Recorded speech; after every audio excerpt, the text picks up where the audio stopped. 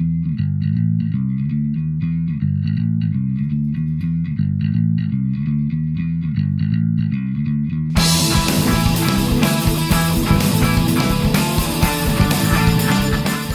and welcome to Hobby Vlog number 89. First of all, I just want to thank everyone who commented last week and everyone who has been supporting Sean from RFD. A quick update, I believe he is out of intensive care, which is good, and is on the mend. However, the appeal I made last week stands and is reinforced. So if there's anything you can do either to watch his videos so that he gets more ad income, or if you really like those videos, jump on his Patreon, then please go and do so. He's a good guy, he really does deserve the support, and obviously this is not just for him, but also for his family, and that is very important, so thank you very much. This week I've felt myself like I've been getting my feet back underneath me after the period of intense busyness, and I've done a few more projects. I've still not got loads of time, I've still not had a huge amount of time like I used to have, but I do think that, yeah, I'm getting a little bit more of a routine, understanding more what I can achieve and feeling a bit happier about that as well. So enjoy the video. Do comment below. I do love to hear from you all, and I do reply to every single one of your comments, and yeah, I'll see you again at the end. Right, sat in the sun on the balcony, very early morning, waiting for something to work on my computer, yeah, I thought, you know what, I am going to take advantage of this couple of minutes. I'm going to get started on the Kitmaster Village Church, and the builders are just turning up. That's how early it is, so that's the noise that you'll hear shortly when they're shutting their doors. Anyway, so this is the plastic kit, which is for the village church, which is going to go obviously where I've said. So let's have a quick look at what's in the kit and start to assemble it. Okay, so apologies for the dramatic contrast. It is a beautiful day. It's going to be 34 degrees.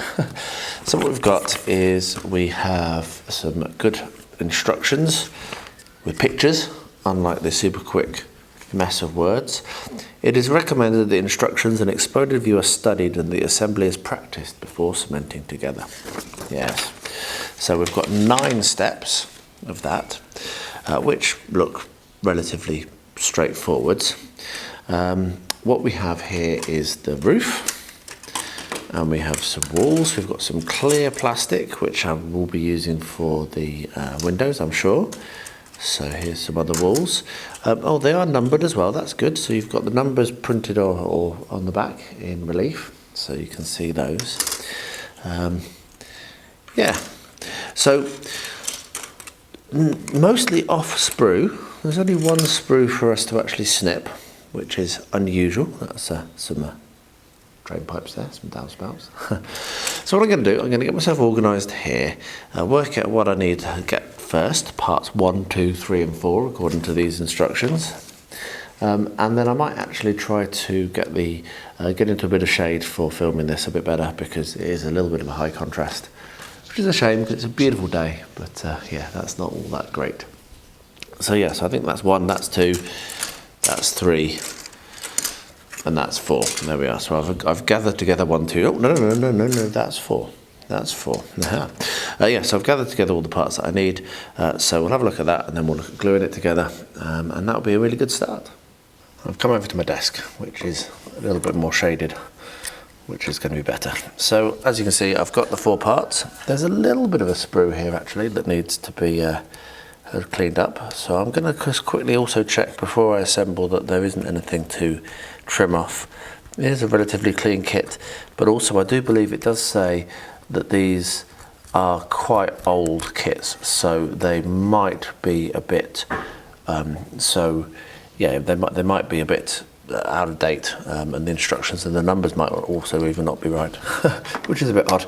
But yes, the tools used to produce this model were made over 50 years ago. Wow, there we are. Over the period, changes have been made, and it may be that reference numbers moulded onto the plastic parts do not match the numbers used in these instructions. So there we are. Right, so this is how it's going to be assembled, like so. And I have my nice Tamiya extra thin, which is what I'm going to use to glue it together. So I'm going to finish tidying up these sprues. I've got little bits of polystyrene stuck to them, what have you. And then once I'm happy, I will glue these 4 pieces together, and I think that's actually going to be all of my time I have now. So yeah, and then as soon as I get some more time, I will get back to it again, maybe even today. It would be really nice to get some of this done today. Anyway, I'm rambling. I'm going to do my usual thing, which isn't actually the best way to use Tamiya extra thin, just to say, but I find it quite good to get just a quick hold so that it doesn't fall apart, and then come in and do it how you're supposed to, which is using capillary action for it to slide into those gaps. So yeah, let's get this done, and I'll bring you back for the next step when I get to it. What I've got here is a 10cm square of cardboard, actually cut out of the baby monitor for Rosie, the box for the baby monitor. And this is going to be what I use for the front where you look through, and I will be building a cube that this will sit on front of, made out of the black XPS that I like quite a lot. I get quite a good reaction when working with that. So the plan will be that there will be a cutout on this, whether I do it square or whether I do it so it looks like goggles. I haven't yet decided, but I think I'm probably going to do a square cutout, maybe not the whole thing, and then I will be stringing wires across in an X, and then sticking a circular something or other in the middle as well. So what you'll have is you'll have a reticule, I think it's called, I'm not sure, but the actual sight will be basically centre and about top third. And then as you look in different directions, you'll be able to centre this cross on items that will be inside the box. So the main challenge is going to be making this cube behind and then populating it. I think my idea is that I'm going to make use of a couple of the model planes that I got with Airflix, because I did order quite a few spares. I think this is quite a good use for them. If I don't do that, then I actually got some ideas about maybe using like cardboard, so making some myself from cardboard. So that's also an option I might do. So anyway, let's get this done and see what happens. So what I've got here is I've drawn a shape which is 5 centimetres, or 4 centimetres actually, and with a centimetre around each side. And what I'm going to do is I'm going to cut that out. So I've got a sharp knife here, and I've got a safety ruler, which is very important when you're doing these sorts of things. And what I'm going to do is I'm just going to use these knives. Do that one easier, it's easier to have it on fully. So use these tools to remove this section. And this is where you will look through to see the effect. So yeah, so what I'm going to do is get on with that. I won't film a lot of it because it's just going to be me doing this. But once that's done, then I'll be able to start working out on the site, and I'll bring you along when I get to that.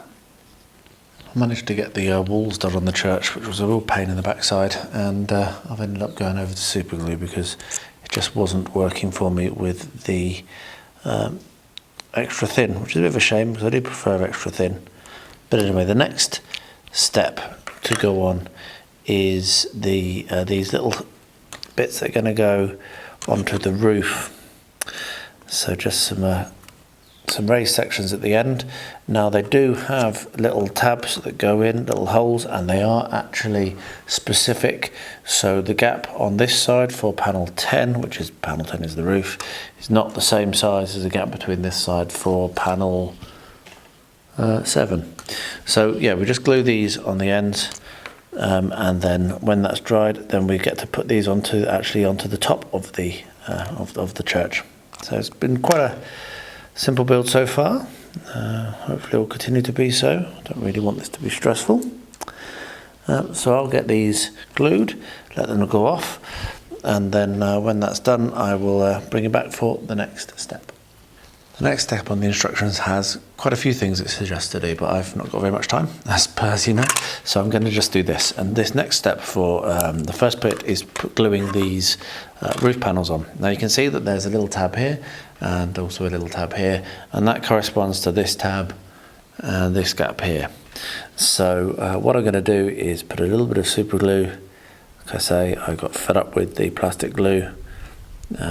It works very well, but when you're in a hurry like I am, it can be very, very frustrating. So yeah, so then we're going to just bed that in there, and then I'll do the other side. And the only other thing to say is pay attention that you're getting this on the right way round, because this little cutout here needs to go at the end with which has the tower on it. So yeah, I'll glue the other side in when that's dry, and then bring you along for the next step when I get to it. Alright, so this is my research. I bought this from eBay, and these were the 2nd to 8th books that Rosie ever had read to her, because I read The Hobbit first. And I loved them. I had this box set when I was a child, and reading them to her was such a pleasure. My favourite is actually The Voyage of the Dawn Treader, as it happens, but The Lion, the Witch and the Wardrobe is absolutely iconic, and the scene with the snow and with the where they come through the back of the wardrobe is just so iconic. Of course, I had to do that as this diorama. The Dawn Treader is not quite as well known, and also, yeah, I want to do a winter scene, so I'm going back over that. So what I'm going to be doing is I'm going to have a quick read now as part of this, and just refresh my mind and make sure that I've got it all right. What my plan is, and this isn't going to, again, it's not going to marry up fully with the book, because I want it to, and it's not possible to, because I'm doing I'm doing a combination. So I think that I'm going to have a ridge in the middle, which will be wooded with the, and I am going to have the wardrobe right at the back of the board, or the diorama. And then on one side, as it falls away on one side, we will have Mr. Tumnus, and I've also reprinted these because I think they were just a bit too small before. So Mr. Tumnus and Lucy on the one side, and then on the other side, which is just out of shot, and we zoom that back out, we have Edmund here, and I've already got the witch and her sled downstairs being painted, so that will be on the other side. Now I also printed out a load of these lampposts, and I'm not totally sure which one I'm going to use. It might very well be that I had a bit of a strange print failure. Obviously had an extrusion problem there. I think I might just stick with the original one, to be honest, because that is going to be the most prominent thing on the board. It would be nice to drill through it and have a light on it, but I'm not sure whether I'm going to achieve that. So what I'm going to do now is get my sketch done, and then start to build up the terrain and just the slopes and what have you with foam, and glue that down. So once I've got that planned, I'll bring you along. Bit of a wordy introduction to this part of the build, but yeah, it can't ever be a bad thing to pick these books up and read them. And yeah, I'll bring you along very shortly for this build. So yeah, there's the witch. So I need to get some reindeer. I need to find some reindeer and print them out. So there we are, onwards. Right then, I've got my white foam here, measured it out, finished doing my research, and I've cut it to the correct width for the entire shelf. And what I'm now going to do is make use of this awesome cutter with the sled, which is going to make sure I can keep a 90-degree angle, and I'm going to cut off the end. This is what I want to keep, this is what I want to lose. So yeah, let's see whether I can do this right. This is the first time I've used this attachment. I popped some music on because it does make a nasty clicking sound, and we'll see whether this works.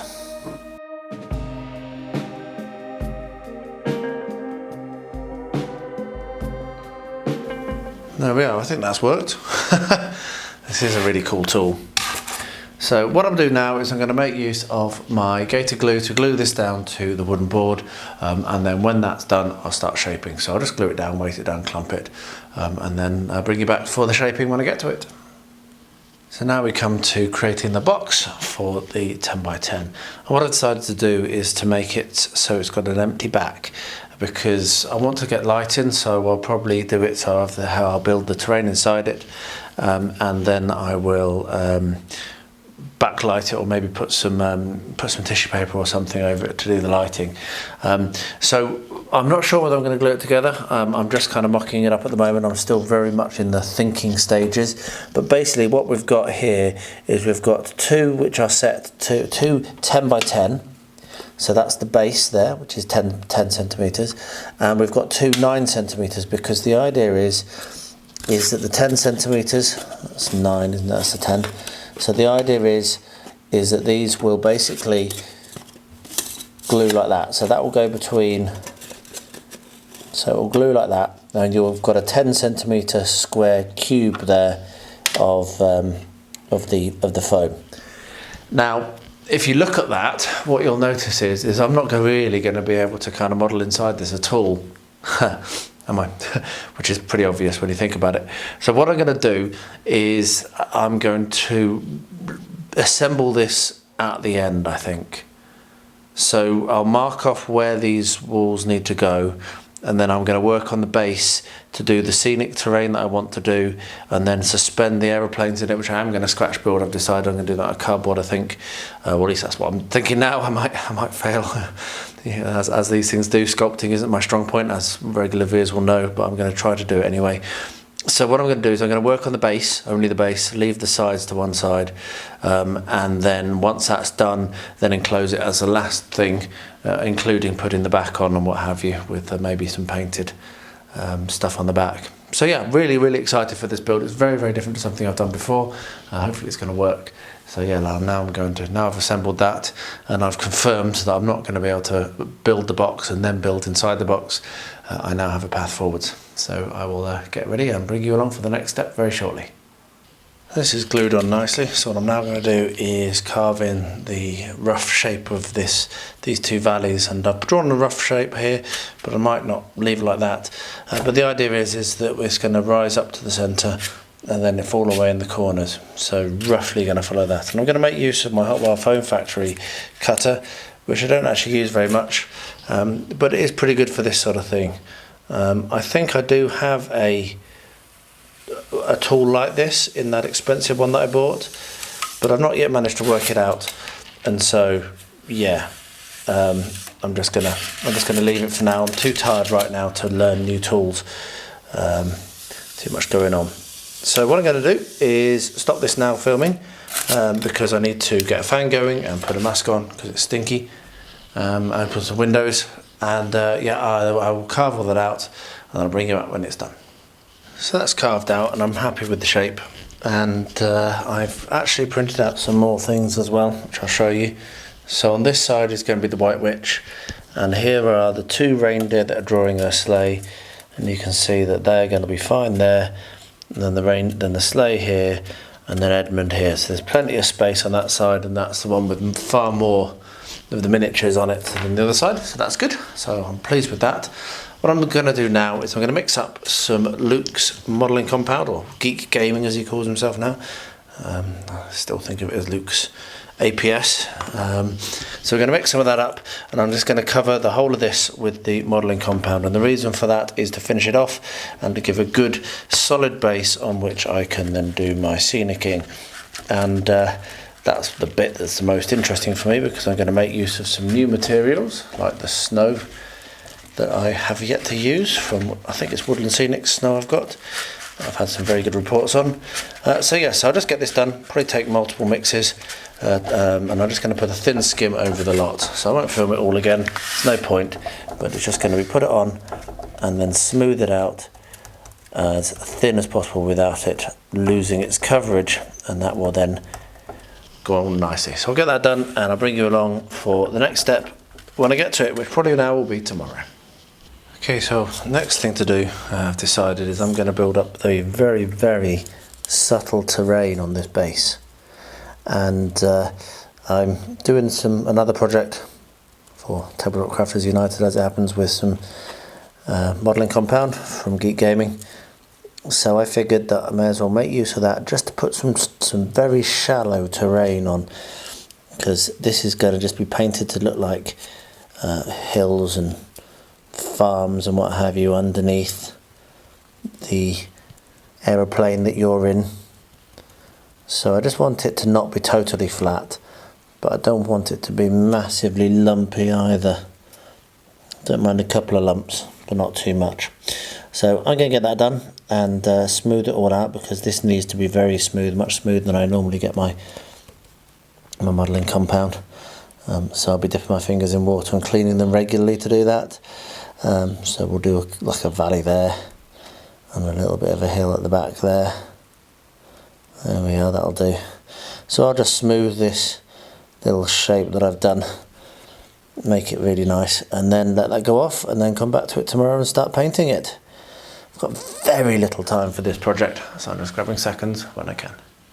Alright, so this is dried. What I'm now going to do is paint up the base as you can see it. And I'm going to do that very, very simply. Just with a little bit of normal craft paint. This is actually house paint, but just normal paint that you buy in a shop. And these are sample pots, which I find very, very useful. And I'm going to build up some greys, some greens, some browns, some blues. That's a river, a lake even, sorry. So I know water isn't blue, but I'm not exactly doing this to be this is not going to be very obvious. It's only it's only the base which is going to have things over the top of it. So what I'm going to do is, yes, I'm going to paint these up with these colours just to give it a patchwork of different textures. As I say, I'll probably get some brown as well, some reds, some yellows, and then yeah, that'll end up looking really, really cool, I think. I'm not going to film all of it because it's going to be a little bit of a discovery process, but I'll bring you back when I've finished and show you what it looks like. I have finished painting up the Dino Rider. I'm really pleased with how that came out. I had some really good advice from good friend Ryan about making the actual dinosaur much bolder with more colours, and I think that was really good. It's really helped. And now I'm coming to the basing, and I didn't want to do something boring or normal. Obviously it would have been easier. So what I've done is I've gone out to a local hardware shop and I've bought a dioramas. As you can see, it's a dioramas chopping board. And what I'm going to do is I'm going to build up a bit of a scenic base with a curved background. Maybe I'm not sure whether I'm going to have the handle showing or not. Maybe I'll build up over the top, but either way it's going to be a circular base, which is what I wanted to do. So I'm going to start planning that out, and I'll bring you along for that much more than I have done obviously for the painting. Let me just zoom in a bit and show you that a little bit better. Just centre that in the viewfinder. I'm really pleased with how the dinosaur, the Quetzalcoatlus, has turned out. I think it looks really, really nice. So yeah, so I'm going to start to plan that, and I'll bring you along and show you how I'm going to do it. It's going to be quite a simple base. I want it to just lift and focus on the rider and her mount rather than be too detailed, but I still think it's going to look really nice, particularly on that nice wooden base. Well, this arrived today. I'd forgotten I'd ordered it, but I'm pretty pleased that it's come. So this is the first of the two parts of an order. The guys who do Blood and Plunder have Firelock Games, that's their name, have been doing what they call a fire starter, which is like a Kickstarter but different. So it's their own internal crowdfunding thing. So you order the new thing, and then if it reaches a certain point, it's a one-off, and if it reaches another certain point, then they'll add it to their general stock. And so I placed that order in, but I also placed an order for a load of other things via a lovely guy in Germany who runs a shop and is the local store for Blood and Plunder, and he was just, what a wonderful guy. I honestly, off the top of my head, cannot remember the name of the store. If I remember it, I will say it. And I'll try to remember to put it on screen, link below, because I can't recommend him highly enough. We had a lovely discussion. We had some problems with the address. He resolved it very quickly, and then he offered, and I didn't ask, and he offered to split the order because I'd ordered all this stuff, and he sent this early, and he's given me free postage on the Firestarter stuff when that gets delivered, and it has been funded now. I don't know whether it's reached the second level, but at least I'm going to get it. So anyway, that's a long and wordy introduction to what's in this box, but I do really want to shout out about a good service. I love doing that, and yeah, can't recommend him highly enough. He doesn't only do Blood and Plunder, he does a load of other stuff, so go check him out. So I've gone for the European Colonial Militia starter set, which comes with militia cavalry, a mounted commander, European soldiers, and some more cannon crew and a field artillery. So that is stuff which I already have some of. I have the cannon crew, I have the field artillery, but I don't have any of these, so that was pretty cool. And I then also decided to add in another 4 militia because I love mounted troops, so I've got that as well. The only starter set that I didn't own already was the Dutch one. No idea why I didn't have that, so I picked up the Dutch starter set and the activation deck. I'm going to have to get back to painting, aren't I? he put some gold bears in, so Angela will be pleased about that. And then this, let me just get this out of the box and move the other box out of the way. Right, so, yeah, this was my, yeah, probably shouldn't have bought this, but I am a sucker for big ships. I really need to learn how to use my airbrush, because you need an airbrush really to paint this. But this is the large frigate. So let me get the packing out and I'll show it you. So I have a rigging kit and a bunch of guns.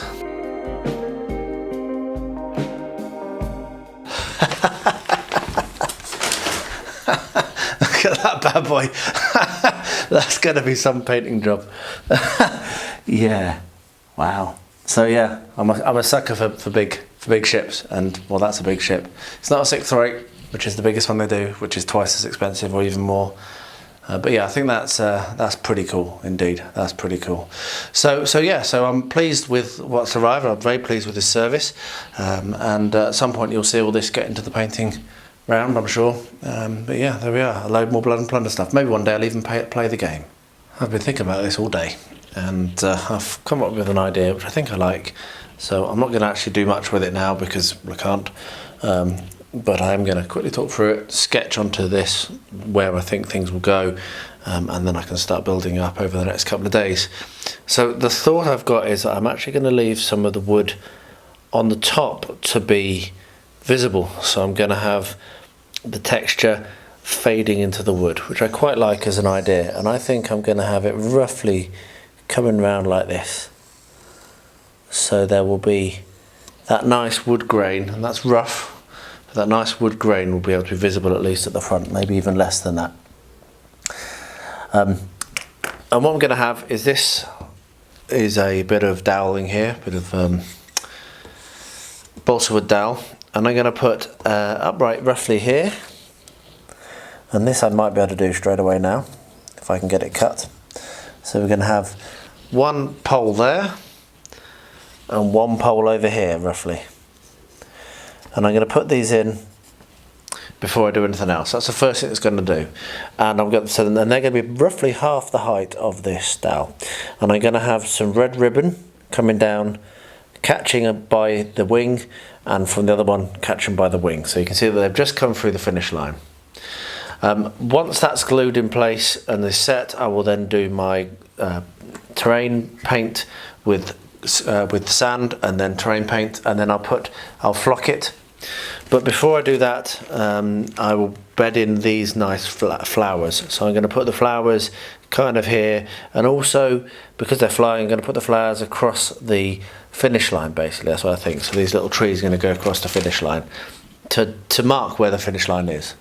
And then I'll just, as I say, I'll just do a nice kind of like grassy covering, and then leave the wood to show through on the front. And I think that is going to look really, really nice. I'm really pleased with that idea. So the two issues, well, the main issue I've got is I don't have any red ribbon, so I need to find some of that.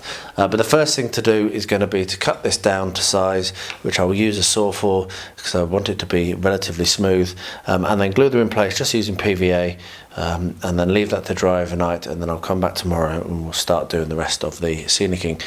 I might glue these in place as well. I think I will, because I want them to bed in. They can look a bit unnatural, but they also need to be sealed a bit, because as you can probably see inside the packet, they've already lost some of their over here. So yeah, so I might actually seal those tonight and glue them on tomorrow. But yeah, a little bit of progress. Happy with that. I think that's going to look really, really nice. There we are. That's these glued in. All the little shrubberies are in, and so are these are glued. They're still wet, as you can see, still see the white. And the rider will sit about here. Now, when I open the packet for these shrubs, they're not actually as loose as they appeared. That's been knocked off in transit. Everything else is pretty solid, so I'm happy with that, particularly because this is a display piece only. So yeah, that's what that's going to be like. I'll leave that to dry overnight, come back, put a bit of a stain on these, which I might have been able to do, probably would have been wiser to do before I glued them down, thinking about it, but maybe I'll leave them with the pail and then do the base. So I'll do that tomorrow probably, but for now, leave that to dry. Very pleased with that idea, and I think that's going to look really, really nice. I sat down with the intention of building more of this, but what I've realised is that I am an idiot, as is my trademark. And these two here, these edges here should have been joining. And if we look inside, hopefully I can get this to actually show on the camera, if we look inside at each end where these little kind of like tabs are, I've sat that to the bottom of the tab, and I should have sat it to the top. You see there's a gap there on either side, and that would have meant that these would have been tighter up to the top. Now if you have a look, the other side is pretty good, but I think both of them unfortunately need to come off. So it's glued down with super glue, which means it's not going to be the easiest thing in the world to remove, but with a little bit of care I think I can. And then what I'm going to have to do is re-glue it. So I'm probably not going to do that on camera in case I break the whole thing and swear, and then I have to buy another one, and then you wonder why it takes weeks for me to get back to this project.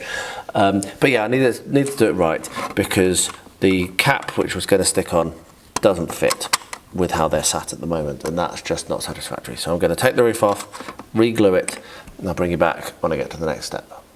Well, against all the odds, I managed to do that without breaking anything. So I've got the roofs off, and with a little bit more care and a little bit more attention now, I'm going to be able to glue these back on much nicer. The banging in the background is Rosie with the drum, by the way, in case you're wondering. So yeah, so I should be able to get that glued together nicely, and then put the ridge tile on and then move forwards. So yeah, when you're doing this, pay a little bit more attention to the instructions, because it does actually specifically say with an arrow, a little arrow there that says join these two together, and I just didn't notice and didn't do it and was careless and rushed. So that will now work much more effectively, and I'll be able to move on. So I'll get that glued. I'll probably have to sit and hold it for a bit, because yeah, I've had to scrape a bit of plastic away. I might have to do a little bit more adjusting to the actual moulds, because they're not great. But yeah, that should work a lot better now. So I'll get that done, and I'll show you what it looks like when I've finished. Quick in progress of where I'm up to with my painting for the various projects. So this is on shaky cam. So here we've got the sci-fi project, and what you can see is that the mecha is getting on nicely. Not quite finished yet, but not far off. The gang of 4 are pretty much done. I'm pretty happy with those, but I'm not going to take them off the painting handles just yet, just because I might do some more. And the welcoming committee, one side's done, she's done, but unfortunately this one, I've had quite a lot of trouble with the scythe snapping, so I've just fixed it again, and hopefully I'll be able to get her painted tonight. So that's coming on nicely, and should be able to move on to the diorama stage pretty soon. Next up we have the this diorama, which is the dinosaur, the Quetzalcoatl, who is towing the ship. So as you can see, I've started to paint. I've primed everything, absolutely everything for this now, and I've started to put some paint on the actual ship, bit of wood paint last night. And I've also worked out the next part of this diorama, which is going to be pterodactyls with some archers on. So let me show you those. So over here in this mess, you can see some pterodactyls with some archers. And these are going to be attacking like pirates, going to be attacking that merchant ship. Also, additionally, touching on some stuff which will be put into a proper project video at some point. These 4 reindeer are going to be towing the sled, and the white witch, who doesn't look right for canon, but I don't care. Perfect. I've painted her up. I'm really, really pleased with how she's come out. So yeah, so that's I've done quite a bit of painting this week, and really getting close to working on dioramas again, which is really cool. But yeah, happy with that. Well, there we are, another week done, and as you can see, I am, as I said in the intro, starting to get my feet back underneath me. It's always nice editing these videos, as I've said before as well. I sometimes think I haven't achieved very much, but I come to the end of these and I'm like, you know what, I actually did do quite a bit. Getting the village church started and then taking it apart again at the end was a bit disappointing, but mistakes happen, and that's how this hobby is. But there's been quite a lot of painting progress, and getting closer and closer to doing the dioramas for some of the things I'm painting up, which is very, very exciting. Obviously coming into the summer, there's going to be holidays, it's going to be a little bit more difficult to find time, even more so. But onwards and upwards, just that little bit of hobbying does make me very happy and very satisfied, so it's really cool to be doing these weekly videos. So thanks very much for watching, I really do appreciate it. If you made it this far, don't forget to pop a comment below, and yeah, as always, please stay healthy, stay safe and stay well.